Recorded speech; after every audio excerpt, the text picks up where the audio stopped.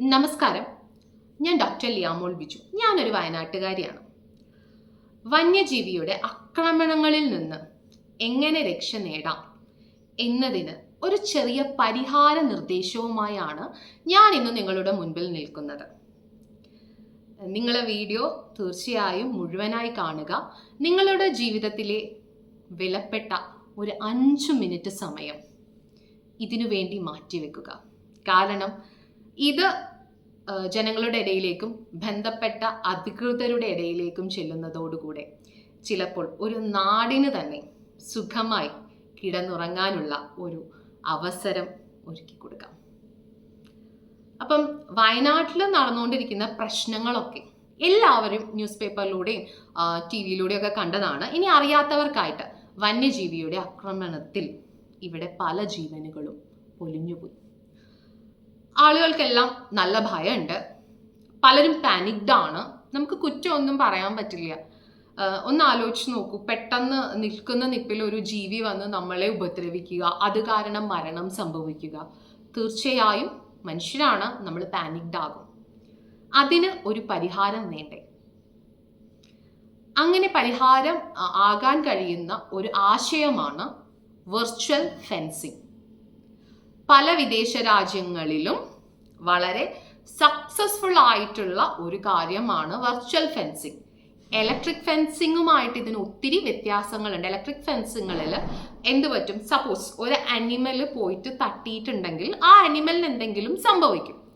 Virtual fencing എന്ന രീതി അങ്ങനെയല്ല.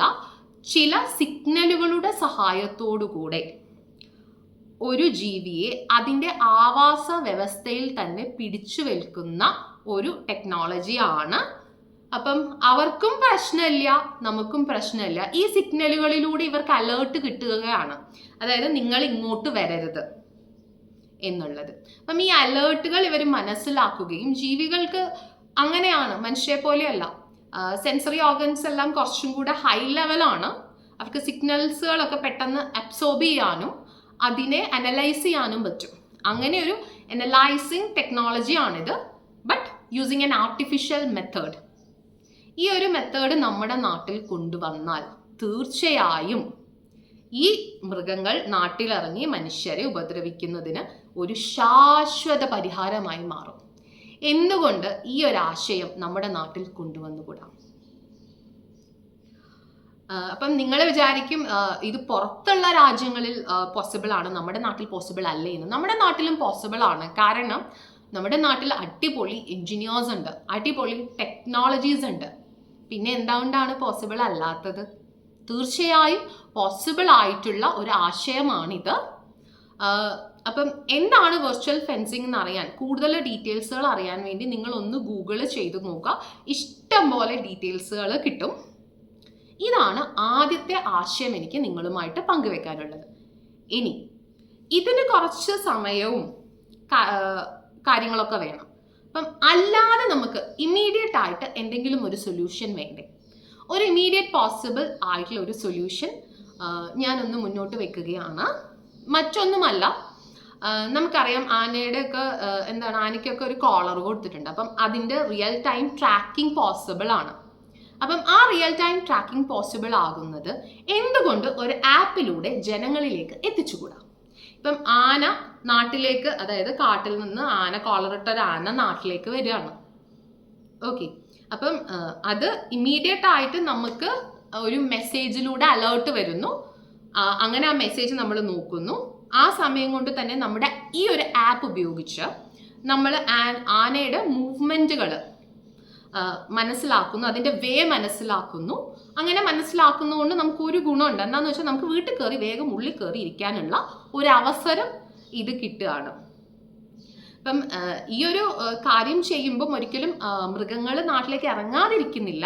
പകരം നമുക്ക് അവരുടെ വഴി മനസ്സിലാക്കി നമുക്ക് സ്വന്തമായിട്ട് ഒരു സേഫ് ആയിട്ടുള്ള അറ്റ്മോസ്ഫിയറിലേക്ക് മാറാനായിട്ട് പറ്റും. അതായത് എടുത്ത് ചാടി അതിൻ്റെ മുമ്പിലോട്ട് പോയി ചാടി കൊടുക്കുന്ന ഒരു അവസ്ഥയിൽ നിന്ന് നമുക്ക് മാറാൻ പറ്റും എന്നതാണ് ഇങ്ങനെയൊരു ടെക്നോളജി കൊണ്ടുള്ളത്. ഇത് വളരെ എളുപ്പത്തിൽ നമുക്ക് നടത്താൻ പറ്റുന്ന ഒരു ടെക്നോളജിയാണ്. രണ്ടാമത്തെ ആപ്പിലൂടെ റിയലായിട്ട് കാര്യങ്ങൾ ഇതിൻ്റെ മൂവ്മെൻറ്റ് നോക്കുന്നത്. കാരണം വാഹനങ്ങളുടെ മൂവ്മെൻറ്റ് നോക്കാം.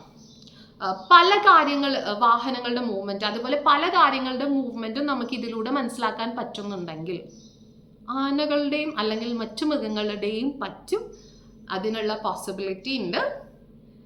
ഇതാണ് എനിക്ക് നിങ്ങളുടെ മുൻപിൽ വെക്കാനുള്ള രണ്ടാമത്തെ ഒരു സജഷൻ എന്ന് പറയുന്നത്.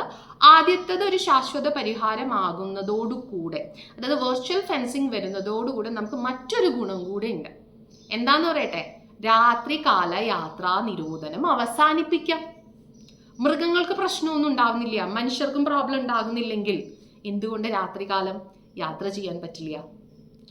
ഈ ഒരാശയം ജനങ്ങളുടെ ഇടയിലേക്ക്, എല്ലാവരുടെ ഇടയിലേക്ക് നിങ്ങൾ എത്തിച്ചു കൊടുക്കുക. എനിക്ക് ഈ ഒരു ആശയം നിങ്ങളുമായിട്ട് ഷെയർ ചെയ്യണമെന്ന് തോന്നി, കാരണം ഇതൊരു പോസിബിൾ പരിഹാരമാണെന്ന് ഞാൻ വിശ്വസിക്കുന്നു. അല്ല, ഇനി ഇതുപോലെയുള്ള മറ്റു ടെക്നോളജിക്കൽ പരിഹാരങ്ങൾ ഉണ്ടെങ്കിൽ നിങ്ങൾക്കും നിർദ്ദേശിക്കാം. ഇതൊരു ചലഞ്ചായിട്ട് നിങ്ങൾ ഏറ്റെടുക്കുക. സേവ് വയനാട്. നന്ദി, നമസ്കാരം.